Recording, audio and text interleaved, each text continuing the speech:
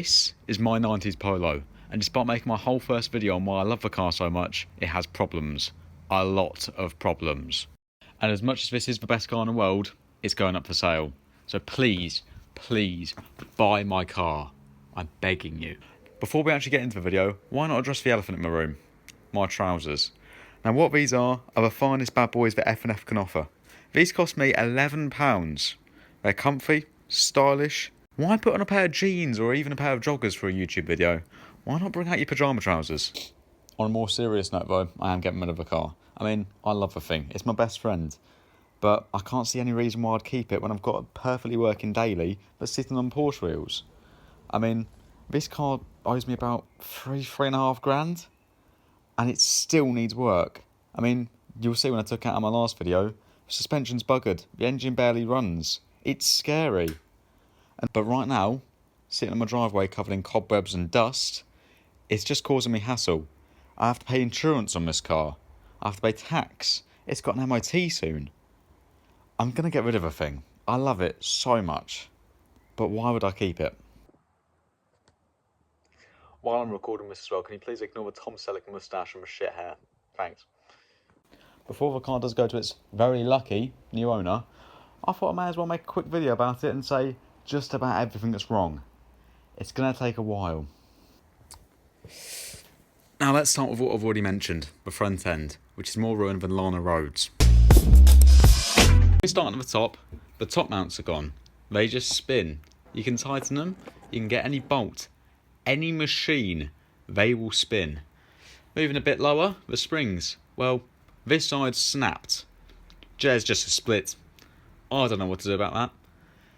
Then coming down a bit lower, the tyres. From this side you'll notice, oh yeah, they're Nankangs. I don't know what type, but I know Nankangs are like, okay on a budget. But because someone before me, I would like to point out before me, put stretch tyres on the car. Now to the car community, if you're putting stretch tyres on a car, what are you doing?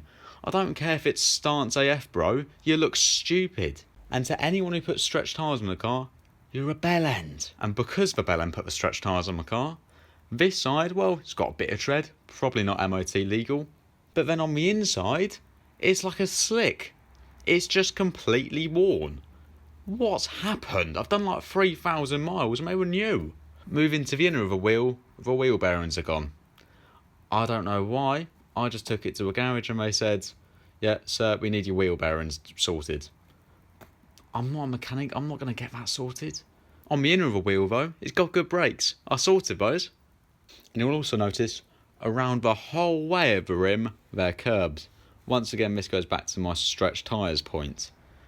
The wheels are now ruined. Not because of me. If you watched my last video, you'll watch me taking out the car for a drive. Now, yeah, it was fun. I had a smile on my face. However, this engine's not happy. I've mentioned many times, I'm not a mechanic. But this thing, sometimes it gets caught about 4,000 RPM and just won't rev anymore. The biggest issue this car really has is the fueling. I put about £1 grand alone to get that fueling system right, and it just doesn't work. I mean, half a tank, it can sort of run right, but if you're going around a corner hard and then you put your foot down, it goes and splutters. I don't know if it's just an old thing with a mechanical fuel pump, or if it's a long-term illness that this car's suffering from. But I want it sorted. And to get it sorted, I'm being asked too much money. And I don't see any reason to put more money into the car. Unfortunately, it's just the way it is. I can go on for days about all the big things that annoy me with this car, but it's the small things that really get to me. For example, one of my little pet peeves that's always bugged me is that door, the driver's side door, isn't even from this car. Back in the 90s, the UK had quite a big issue of stealing. What car companies did to solve that was basically put the car's registration onto the windows, onto your boot and your doors. So that way, they can't be stolen. However, the registration on that door starts with a K. The car's registration starts with a J. Now, that's not a big deal, but it just shows that this car's had a hard life. I mean, what happens to a door? Other things that get to me, The manual mirrors don't work, which means I have to get out the car and push them to be able to see. There's no rear wiper, which means I can't see. The rear window defroster doesn't work, which means I can't see. I had so many plans with this car. I was going to take it to Germany, take it round the Nürburgring, the ultimate send-off. I've even bought a Momo steering wheel, or Momo, I don't know how to pronounce it, but look at it. It's beautiful. And I'll be honest, it was on my car for about all of 10 minutes. I will take fault for this one though. I bought the wrong hub adapter. And unfortunately, my friend Harry, as much as he claims to be good with an angle grinder, well, he kind of ruined it. And, well, let's say I went round a turn. Oh, I've hit my indicators. It was basically touching the dashboard. Happily, all the work I've actually done to the car, I've kept the paperwork for, which means I can actually look through this folder and see just how much I've spent. So, when I first got the car, went straight to the garage for a good check over. And that came to a total of £1,062.50. Around about a month after buying my car, it then failed its MOT. And I thought, what's the best thing to do? Get some work done. And that came to £2,121.66. After a good week of driving my car at that point, it threw up more issues. That came to a total of £757 on the dot, no pennies. Happily though, I saved a bit more money with this invoice, coming in £457.50. I'm not going to say what garage I took the car to, because they've always sorted me out. They got the car in next day, sorted me out of a courtesy car, and I was back in it by the end of a week. But I'm sorry, that is a ridiculous amount of money.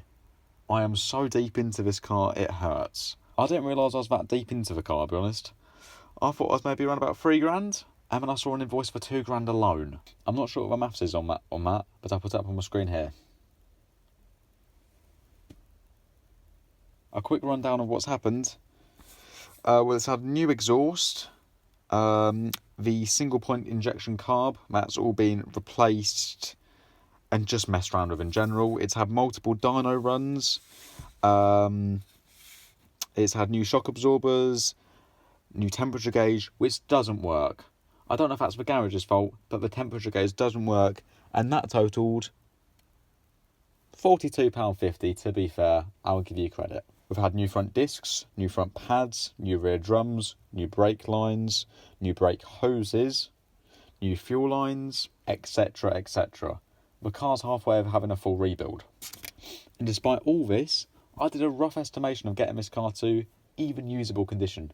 Things like a driver's side door lock, which is missing. I'm looking at another £2,500. And that doesn't include labour. Ultimately, I love the car. I don't want to get rid of it, but it's going to have to go. But I mean, on that sad note, I've got to say thank you to everyone who watched the first video. I mean, that was my first proper YouTube video, which I actually put a bit of effort in, and it's already sitting at about 250 views. I know that's not a lot in the grand scheme of things, but to me, that makes me happy. I'd want to keep the car, but sometimes you've got to move on to bigger and better things. I'll see you in the next one.